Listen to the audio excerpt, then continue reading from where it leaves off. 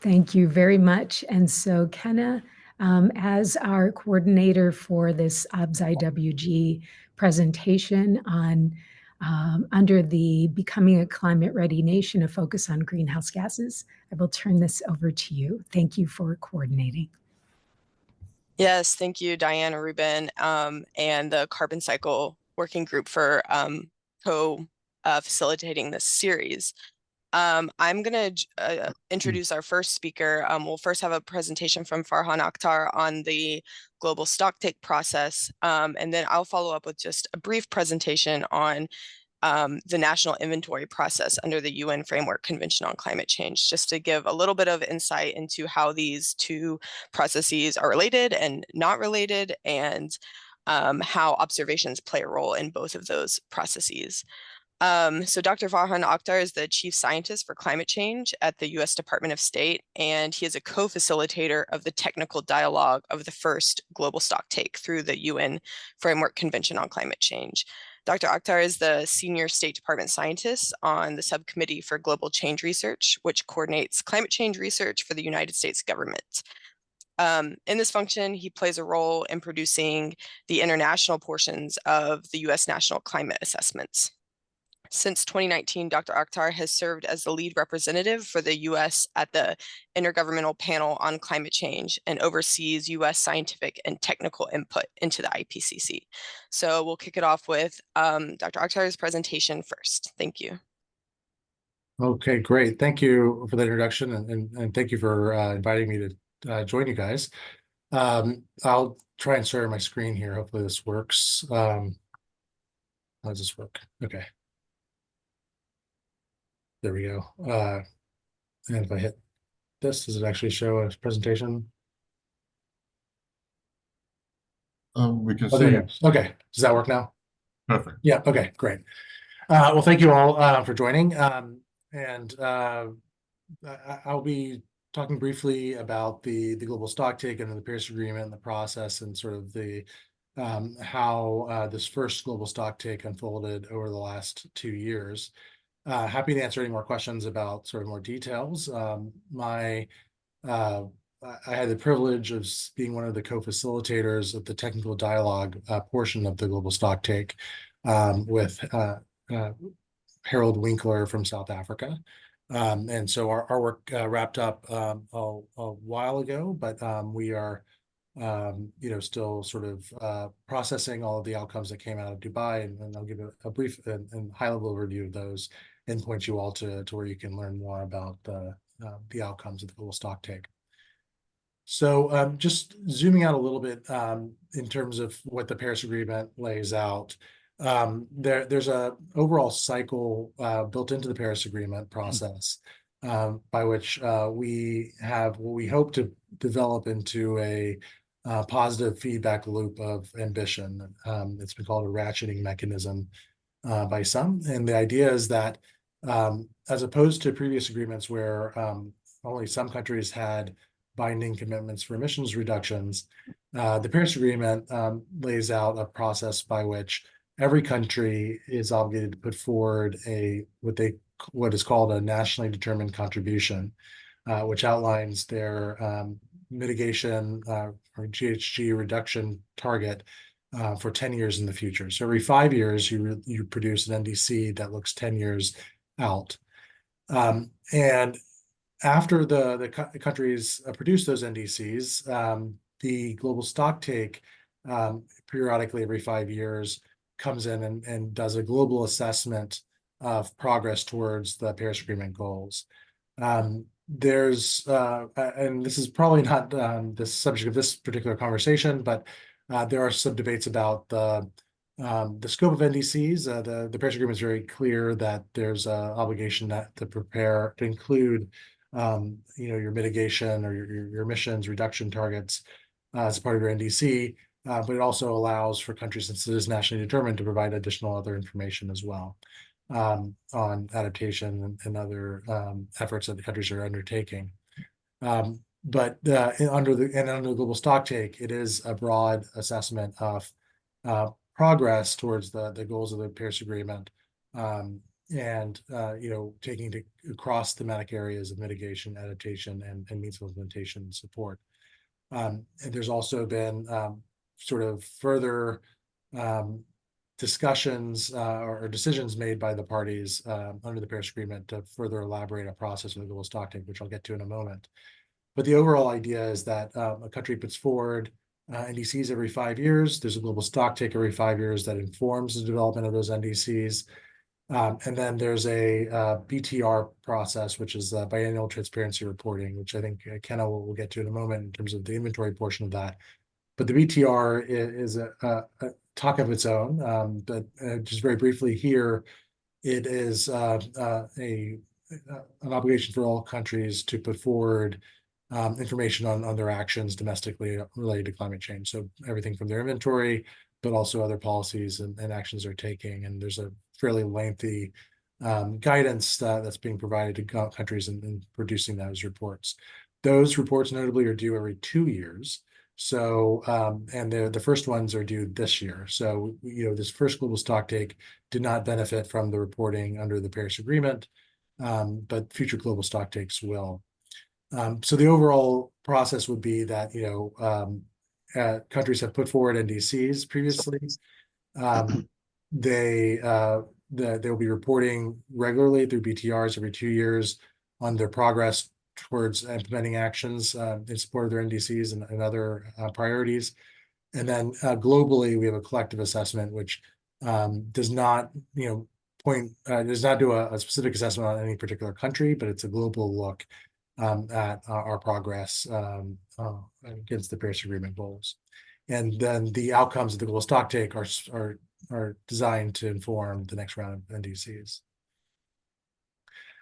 So there's a fairly lengthy and detailed decision here on our decision that's been adopted in Katowice in 2018 on the process for the global stocktake.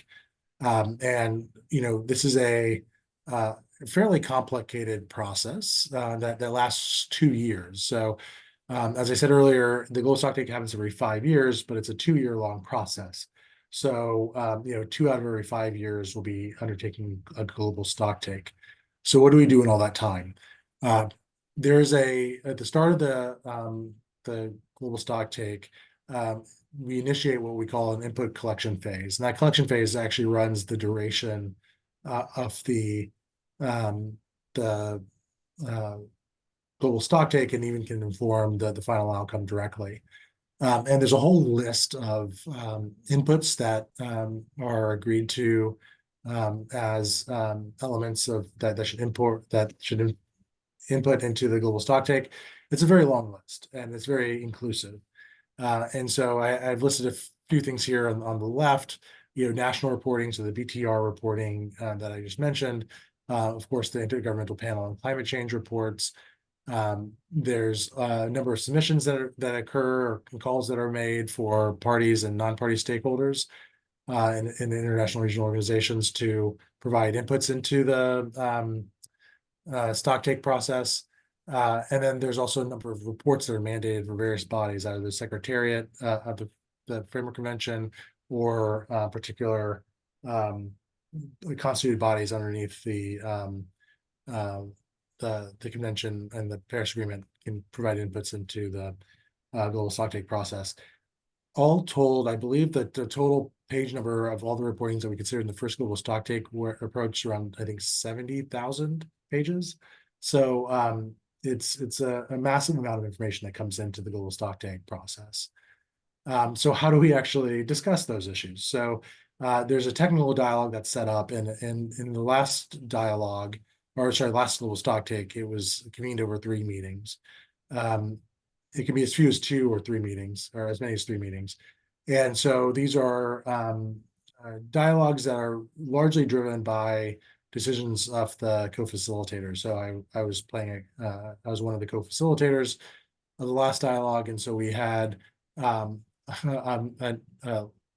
large number of hours. I think it was almost 252 hours over the course of of room hours, not consecutive hours, but room hours of discussions over the course of the 3 meetings And we, had breakout rooms. We had what we called world cafes, where we had lots of tables and people coming around and talking about issues. And we sought to have as inclusive and diverse participation. And while the facilitators, at least the person we took, we set up spaces to discuss particular issues, we didn't provide a lot of inputs into it in terms of, we're now going to discuss this data set, or we're going to talk about this particular input. We kept it fairly broad and allowed the participants to drive the discussions on the issues that they cared about. And we, of course, used wonderful facilitators and experts to help guide those conversations. But in general, we were trying to get an organic bottom-up sort of approach to these discussions. Over the course of technical dialogue, I'll get this in a moment, we produced a number of reports, so I'll cover that in a moment. But all of that input went into a final consideration of outputs at CMA 5, which is the meeting, a term to refer to the meetings that were held in Dubai last November, in December. And so there, it was a political consideration. There was a number of high-level events with ministers, and extensive negotiations over how do you convert all of this input from the various sources of input, the discussions we had at the technical dialogue, into a concrete negotiated consensus outcome. And as you can imagine, it was a very broad-ranging and at times difficult conversation. But ultimately, we achieved what was a pretty significant outcome that has a lot of specific recommendations and information to take forward into future work. I'll briefly mention just sort of the structure of how the dialogue worked, and sort of how Harold and I designed the discussions this first time. I'll emphasize that this is just how we did this time around. Another set of facilitators in a few years, when this process resumes again, could take a very different approach. This was how we thought was a useful way of sort of approaching the questions. So in the first technical dialogue, which was in June 2022, we asked sort of, what is being done, trying to do an assessment of current progress. And then, once we know those gaps, once we establish sort of that base understanding of where we were, we sort of had a discussion around how, how do we bridge these gaps? What proactive things can be done to address the issues that were identified earlier in the dialogue? And then, using that information, we sort of wanted to focus the third dialogue on sort of a more proactive, where can we come to consensus and what can be next as far as outcomes from this discussion.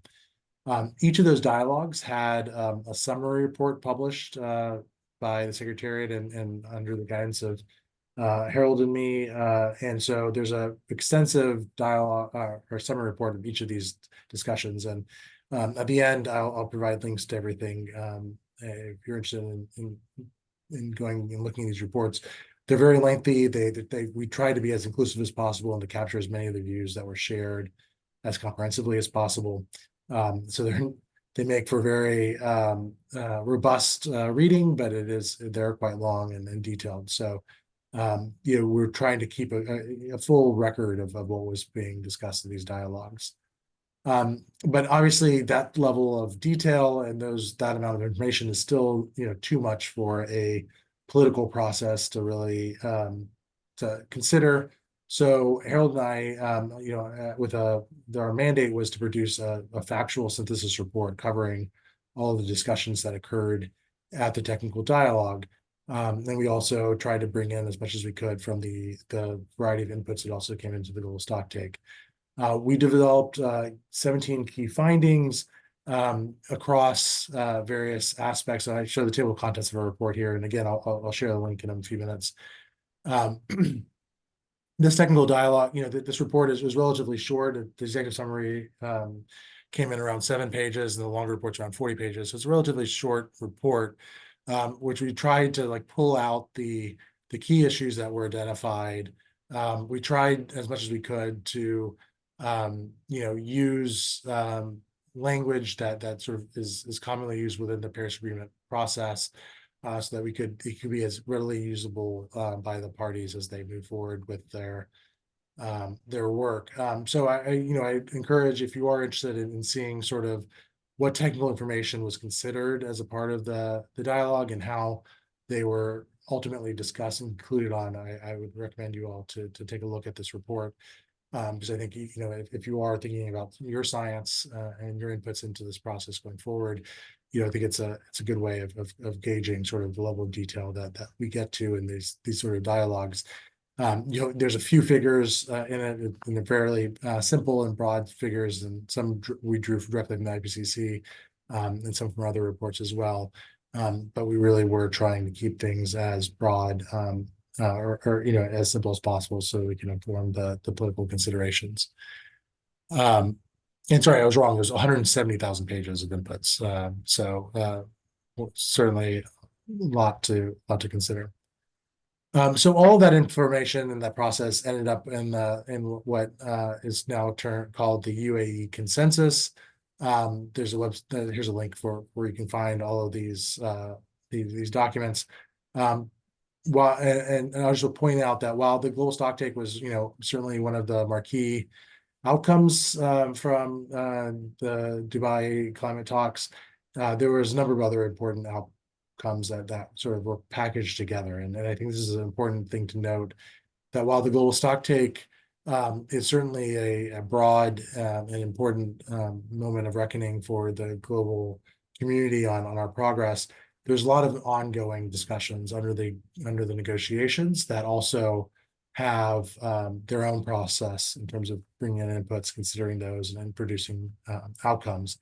And in particular, the mitigation work program, the Sharm el Sheikh, Glasgow Sharm el Sheikh work program on the global adaptation, as well as some of the finance related items are other places where inputs were needed.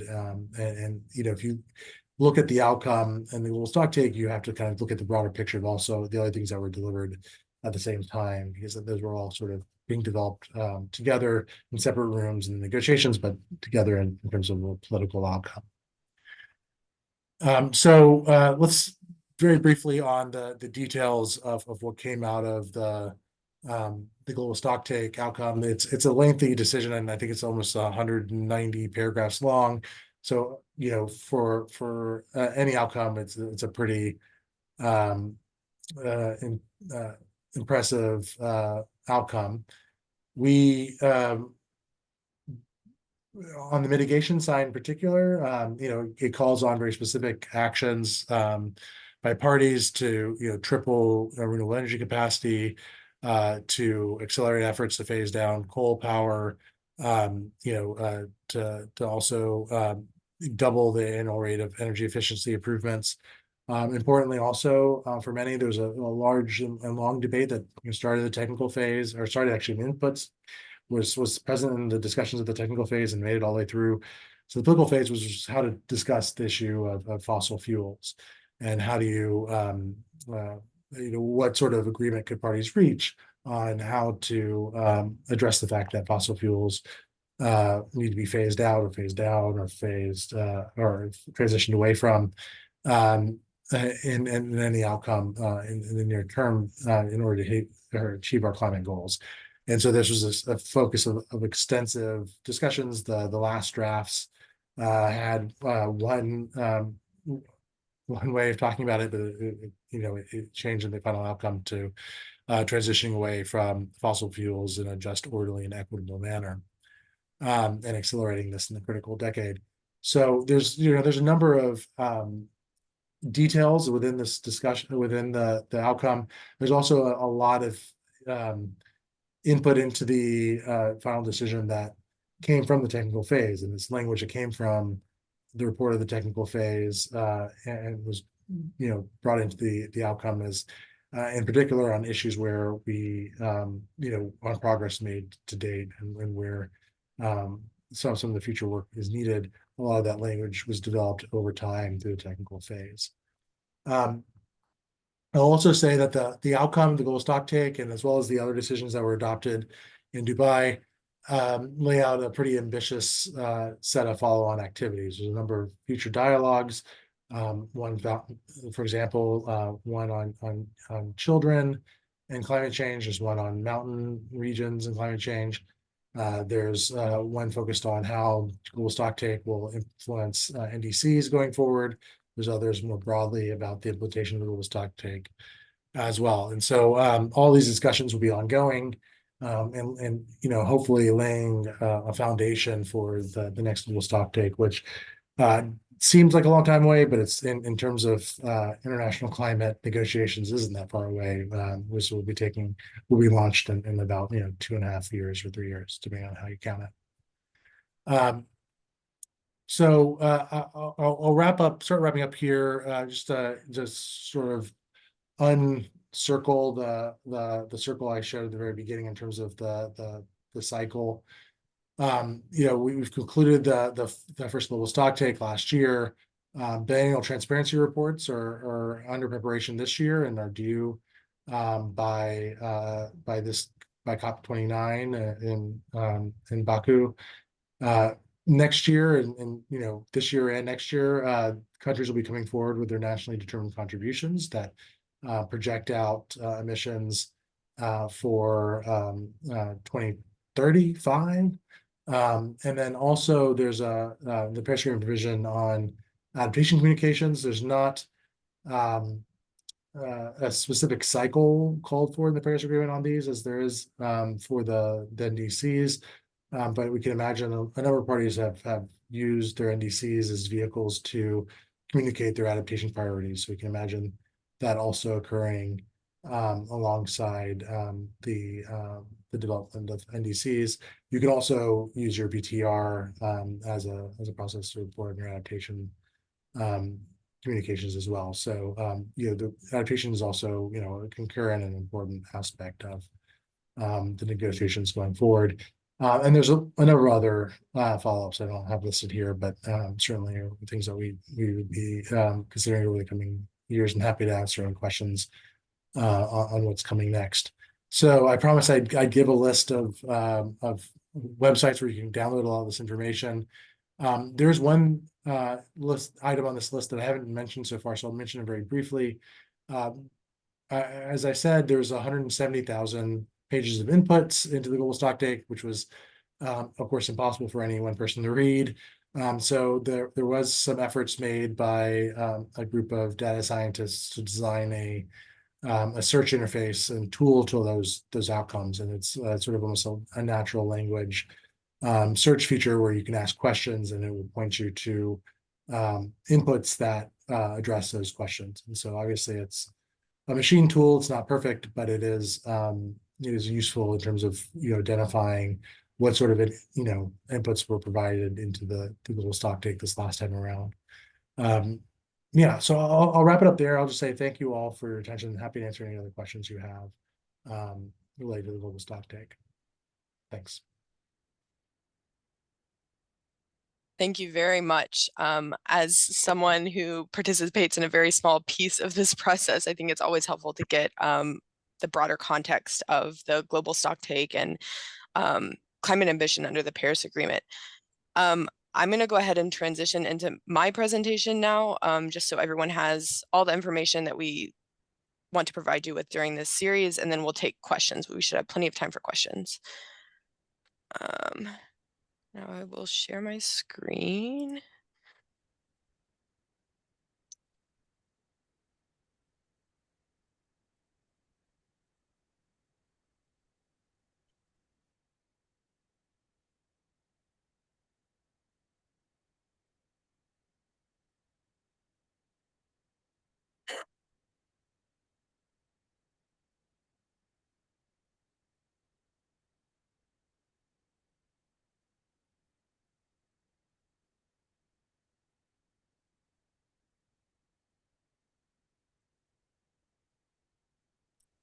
Is that the wrong? You guys are seeing the presenter view, is that correct? Let me try and flip that around. No, we're seeing the slide. Oh, you see the slide. Fabulous. Okay. Let me just make sure. It looks like the Zoom windows are all okay. Great. So like Diane mentioned at the beginning, my name's Kenna Rewcastle. I work on the team that at the EPA that compiles the US inventory of greenhouse gas emissions and sinks. And this is our national inventory that's reported to the UN under the Paris Agreement. I'll be showing some kind of high-level results also from our most recent inventory. We published our final report last Thursday, so it's pretty new. And it was submitted to the UN on time, which we've done for the past 30 years, which is exciting. And so that is our first national inventory report reported under the Paris Agreement. So just kind of a lot of these terms have already been defined in Farhan's presentation, but I will do so again here. The UNFCCC has a basic obligation for member parties to prepare an annual greenhouse gas inventory, and that is an annual requirement for developed country parties. And this is under the 1992 UN Framework Convention on Climate Change. And the overarching goal of preparing these inventories in an international context is to have transparent, accurate, complete, consistent, and comparable estimates of greenhouse gas emissions at the global scale. And these inventories use a common set of methodology that is established by the Intergovernmental Panel on Climate Change, the IPCC. So they provide methodologies for to estimate emissions in all sectors of the inventory. And so this common approach allows for apples to apples comparisons for the numbers that are produced by each member party to the convention. So the Paris Agreement, building on that initial 1992 UN Framework Convention, under the Enhanced Transparency Framework, all parties are now required to submit inventories at minimum every 2 years, but developed countries parties will continue to report annually.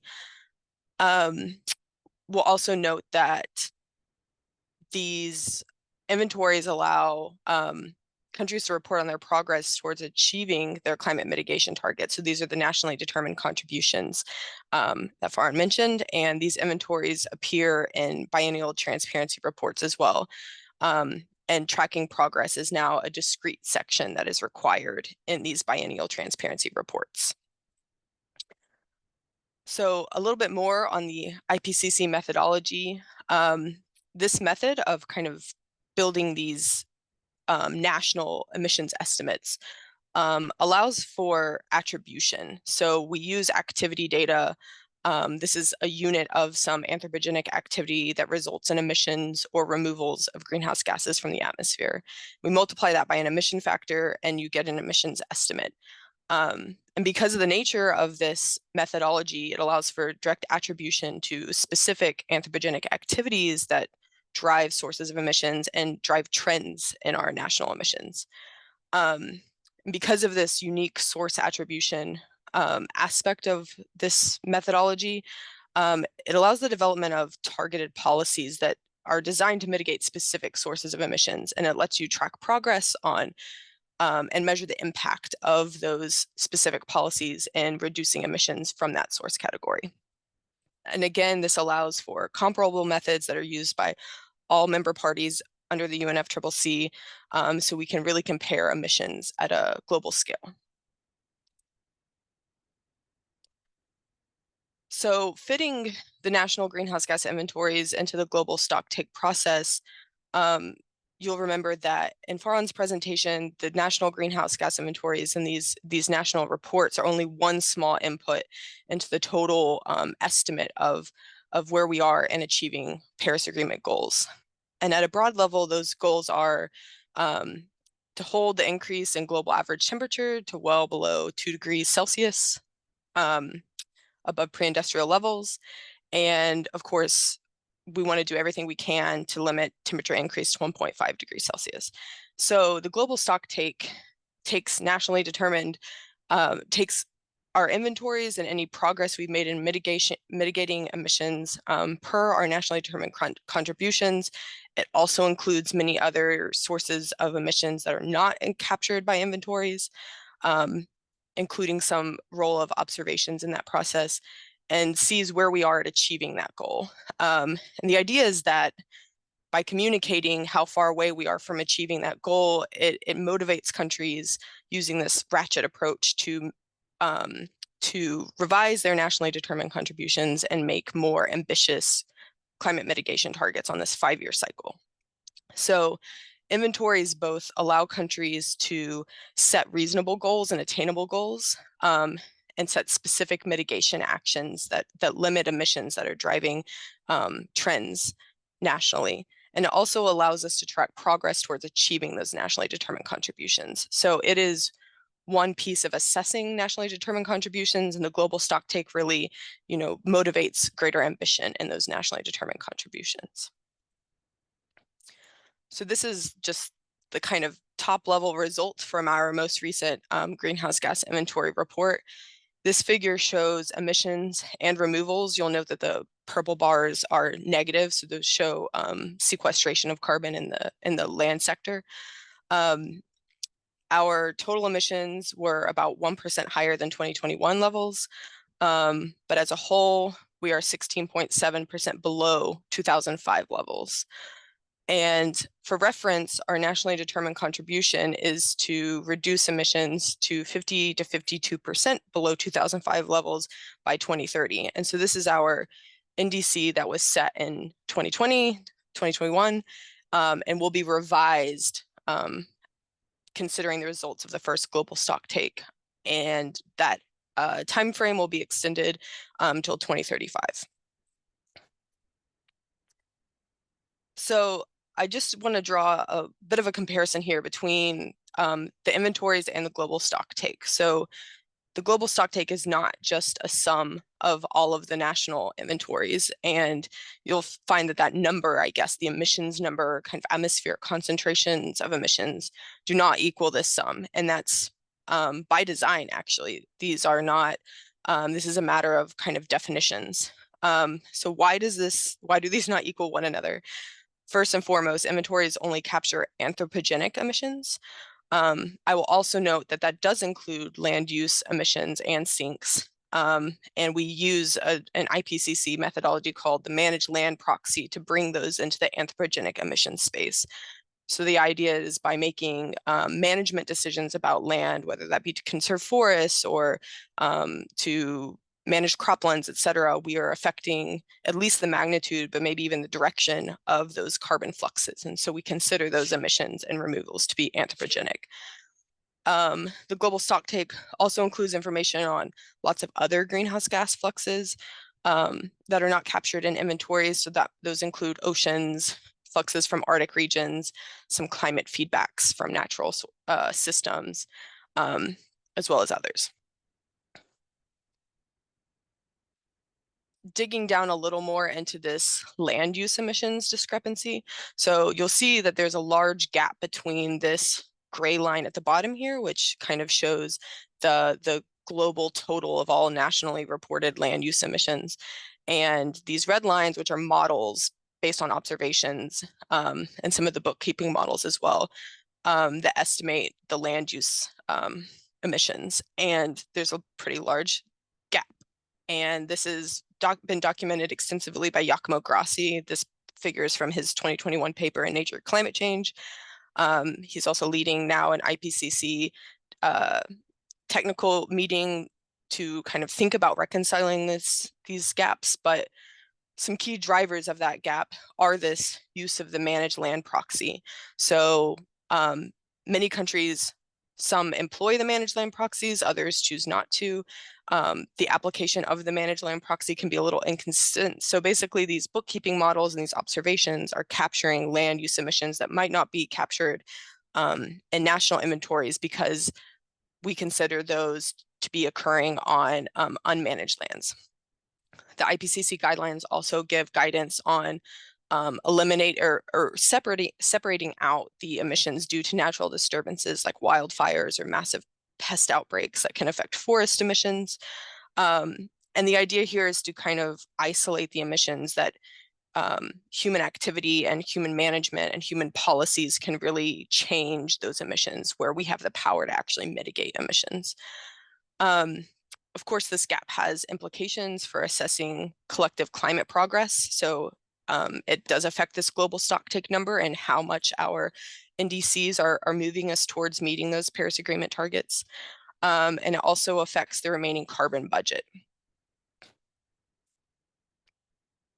So I want to give a little bit of information too on how observations fit into the inventory process. So we do, of course, have this activity data-based approach, but we include many observations in that workflow to arrive at our emissions estimates in the US. I first want to note too that any kind of improvements in the accuracy, resolution, latency of the activity data we use in the inventory allow us to better compare inventory estimates to observations and to modeled greenhouse gas emission estimates. So there are two types of kind of atmospheric studies that we have precedents for using and that are especially relevant to the inventory. So the first are measurements of specific activities, processes, equipment. Sometimes this is very relevant in the industrial processes sector and the oil and gas sector. Or measurements of emission factors. And so we can use that information directly, given that it has certain attributes that we require of all of our inventory data. But it can also be used to verify or give some QA to our EPA estimates. Like, are we in the right ballpark? Does this match what we're seeing in observations, et cetera? The second type of observations or atmospheric studies that are especially useful are quantitative emission estimates through the analysis of atmospheric observations. So this could be through inverse modeling or other type of modeling exercises. And this allows us to basically think about if we are under or overestimating emissions using our activity data-based approach under the IPCC guidelines, and pinpoint areas that we might need to target for inventory improvements and improved data collection. This kind of list below is kind of a list of data attributes that help us incorporate atmospheric observations in the inventory. We have a time series we have to use. Our estimates, we report emissions from 1990 to 2022 in the most recent report. And so sometimes getting those earlier years of the time series or building relationships with proxy data are required to get some of this new remote sensing data into the inventory. And the IPCC guidelines have also produced a fair amount of guidance on how we can use observations in inventory and as a verification tool. So this is kind of a screenshot of those guidance provided in 2019 by the IPCC on the use of observations. And I think some of the key ways that they pointed out that observations can bring value to the inventory process is to think about seasonal variability.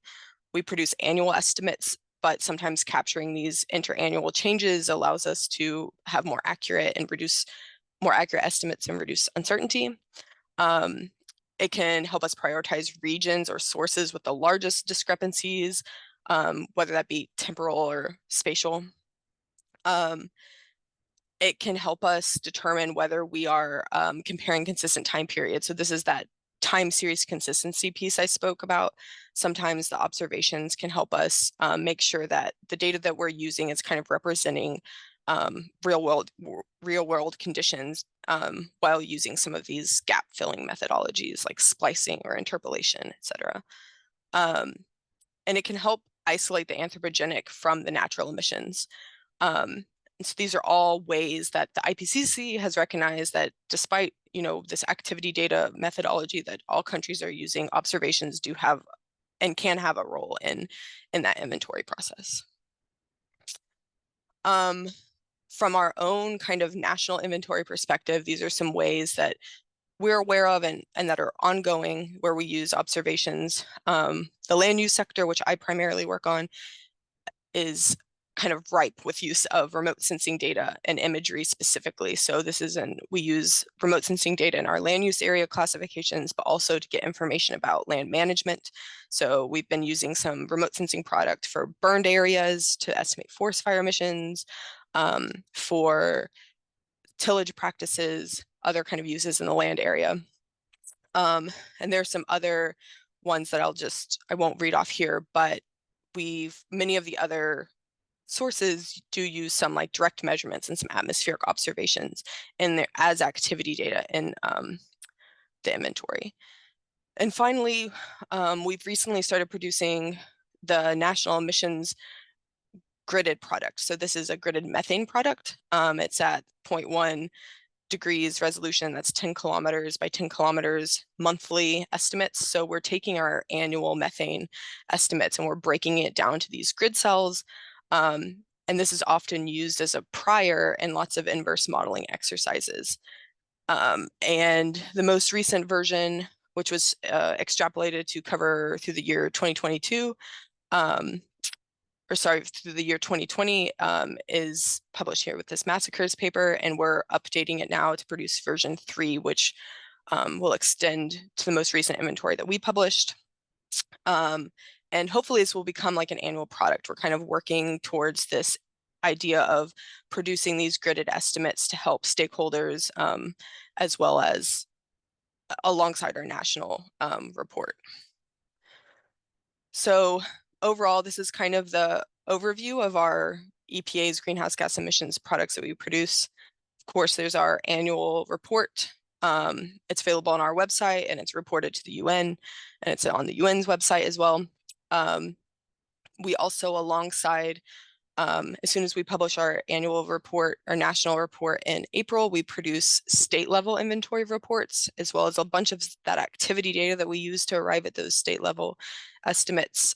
Those are published generally in August. So we are now in this period of disaggregating those national emission estimates, the state level, to inform state level climate planning. There's the US Greenhouse Gas Reporting Program, where facilities report data directly to the EPA on their emissions. We integrate a lot of that data into our national inventory as the activity data. And there's the global non-CO2 emissions inventory that our sister branch in the Climate Change Division produces. The Climate Economics branch also produces the projections that go alongside our national emissions inventory, and those are reported as part of our national communication reports, etc. So that was a lot of information. My email address is here, and I'll be sharing these slides afterwards. And I think now we would be happy to take any questions on either of these presentations and related to the international context of these reports and these processes. Kenna and Farhan, thank you. I really learned a whole bunch today. Those were amazing presentations. Farhan, I was curious if I understand how the UN is going to bundle up all these national goals. What are they called again? The national reduction NDCs, contributions, national contributions. Yeah. And see where we are on our path. But is there any granularity there? Is there any transparency on like what each country's global stocktake number is, and is that shared publicly? No, so there isn't a top-down approach to the Paris Agreement process. So there's no negotiated sort of, this is your share of emissions, or this is what your goal is. There's decisions text that sort of encourages countries or calls upon countries to align their NDCs with 1.5. And there's a lot of, obviously valid scientific debate about what, how would you define that? Because obviously any one countries can't necessarily, most countries can't dictate whether or not we're going to be aligned with 1.5 globally or not. So it depends on what everyone is doing. And so the thought process behind the NDC process was that by setting out common standards in terms of what was reported and like having this process by which countries are being asked to publish their contributions, there's additional information that's provided alongside that, what we call information for understanding, clarity, and transparency, which would be, additional information about sort of, how did you, coming up with your target, determine that your target's aligned with 1.5. Gotcha. And so some efforts like that. So I understand that. So they do publish their contribution that they determine themselves. And so we and can, there's a registry. Yeah, so there's a registry of all the NDCs. So there's okay. a website where you can go and you can download any country's But NDC. how is that different than the Stocktake number? So the Stocktake it looks just collectively at sort of the overall trajectories, Right, and so okay. there's some top line So numbers in terms of everyone who signed the Paris Accord is required to report their NDC. Yes, exactly. So every country's Okay. obligated to put forward an NDC. So we can track that over time, at least based Yeah. on their calculations, how they're doing.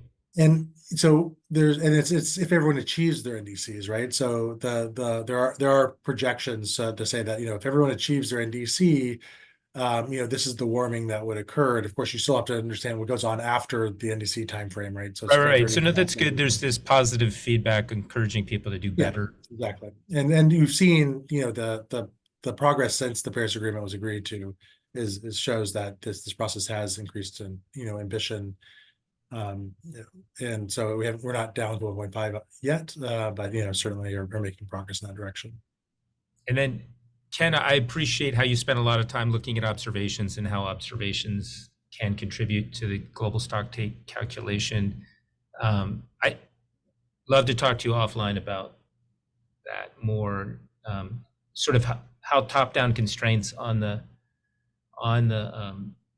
emissions can be potentially used to inform the bottom up. The other thing I'd like to do is figure out how we can break the rules about having to go back all the way to 1990. That does put us in a box where it's making it difficult for us to use some information we have today.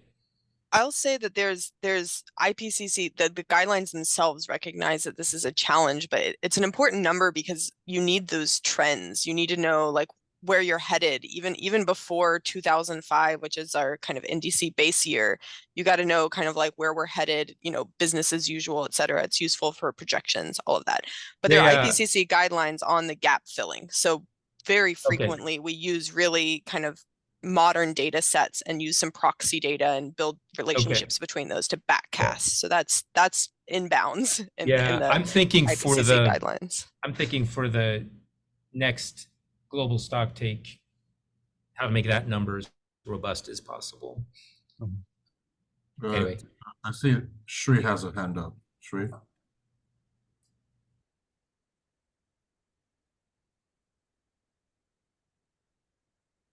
Sorry about that. Took a while to unmute. So thank you both Farhan and Kenna for the presentations. I actually have questions following up on what Barry was just discussing.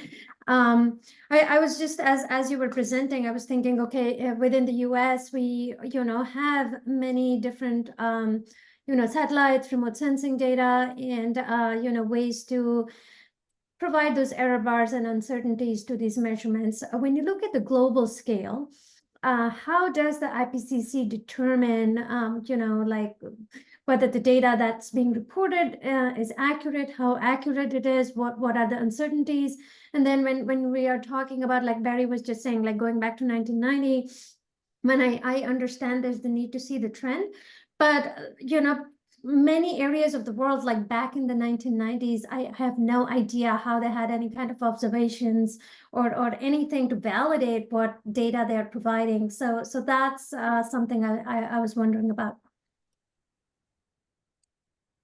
I'll just start from an inventory perspective on your question about like validation, maybe and verification of results. There's an intensive review process that all biennial transparency reports will go through. So you get this panel of technical experts that review those emission estimates. Often they'll kind of take like numbers and compare across other countries in the region to think about, like, are these reasonable given what other countries are reporting? Are we seeing kind of some consistency there and how, the emissions intensity maybe of your livestock sector, for example, or, things like that. We also use, these observations to think globally, like, are we doing a good job at capturing, emissions from, are the guidelines sufficient in capturing emissions for certain sectors? These panels also, the goal for inventories is just to get countries, especially developing countries, to get numbers on the board to produce any kind of inventory. And then we work as an international community, and it's actually kind of an obligation under the Paris Agreement to do some capacity building work to help these countries improve their inventory estimates. And I think that gets a little bit to your second question. It is definitely a challenge. It's a challenge for us in the US with all of our resources to get emission estimates back to 1990, but it's certainly a bigger challenge for developing countries. Their flexibility in the guidelines. So most the Paris Agreement guidelines, the enhanced transparency framework, just requires countries to, at minimum, kind of give us a number. What were your emissions in your NDC base year? So your base year is, you commit to reducing emissions below a certain level reported in a certain year. So for the US, that's 2005. A lot of countries have this 2005 as their base year. So at minimum, countries need to produce estimates for 2005 and then a couple of years, prior to the most recent year. And they're getting better at using remote sensing tools. I think are especially important for developing countries that don't have these kind of national data sets that are produced at a regular basis. So satellite data is a huge resource, especially if you think of something like the forestry sector and the land use sector. They're able to use, they make greater use of the remote sensing data for sure to help fill those gaps. Yeah, and I kind of I didn't hit all the major points, but just to add one thing is that this whole process of requiring countries to provide inventories, provide these reporting processes, the NDCs, is all about sort of driving national action and building capacities. And there are, as kind of noted, a lot of flexibilities given to developing countries, and certainly we recognize that the small islands and least developed countries need flexibilities in terms of what they are able to produce. But we do also want to make tools that are available to them to the extent that they have the capacity to make sure that they are able to contribute to the global effort. And then there's countries that have the capacity and are have the circumstances to provide this information.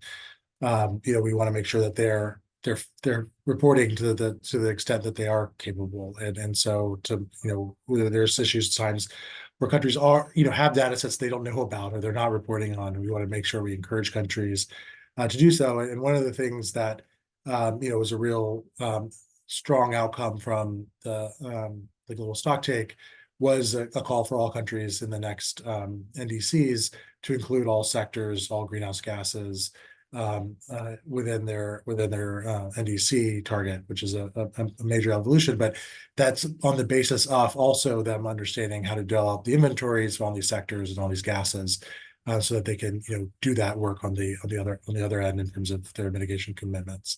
So certainly we understand it's a two-way street, and that they mutually support each other as countries develop more comfort in the Paris Agreement process. And I'll just very briefly just also say that I think I saw there's a question on the chat about the Framework Convention and the IPCC, and so just to be very clear, the Paris Agreement process for the reporting has largely subsumed or sort of, in our view, has sort of taken over the obligations that we had under the Framework Convention. And so that parties now, when they report under the Paris Agreement, are satisfying their Framework Convention obligations. So it was an important point for many countries that they're not having to prepare two separate reports alongside each other. And I'll say that all of this is based off of the latest IPCC information that gets developed in terms of the guidelines, and so that's always informed by the latest science that's been generated through observations and other inputs. So I'll stop there. Thank you. I know that we have 2 more minutes, but we have 2 hands raised. So Benjamin, do you want to go first, and then Anarita? And it also depends on how many minutes our speakers have left. But please, Benjamin, can you ask a question? All right, I'll keep it quick. So thanks, Kenna, for organizing this, and thanks, Farhan, for the presentation, and congrats on the first global stocktake coordination. This question is mostly, I was just wondering if you could share some perspective about the latency of the greenhouse gas budget and the inventory process. And I guess it's sort of in the context of Farhan's comment about the reporting being done to encourage climate action. And so with the intent of the UNFCCC process having this, roughly 1.5 year latency for the inventory, and then the sort of the time becoming less in terms of meeting the commitments for getting to the 2030 commitments and so on. It seems like the latency is an area that could be addressed. But maybe, maybe we just take it offline and talk about it, and then at a separate point. Right. Oh, sorry. I wanted to add also, I noticed Australia, they have a quarterly reporting of their national greenhouse gas inventory. And so this is something I'd love to discuss in the future as well. Yeah, I'll just say that the latency is a big issue. Of course, this is a report produced to satisfy our international reporting requirements, but we use it domestically to track the impact of things like the Inflation Reduction Act and to design climate smart policies.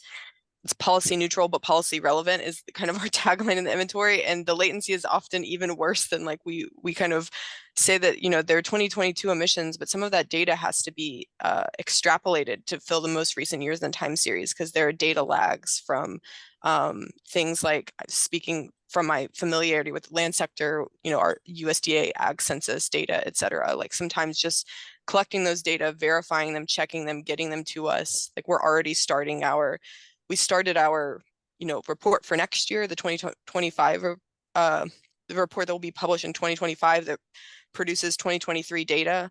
We started that process in 2023. So it's just this, like, really hard timeline to kind of keep it recent and in real time track progress and the impact of our climate policies that we're enacting. It's a big challenge. Right. Thank you.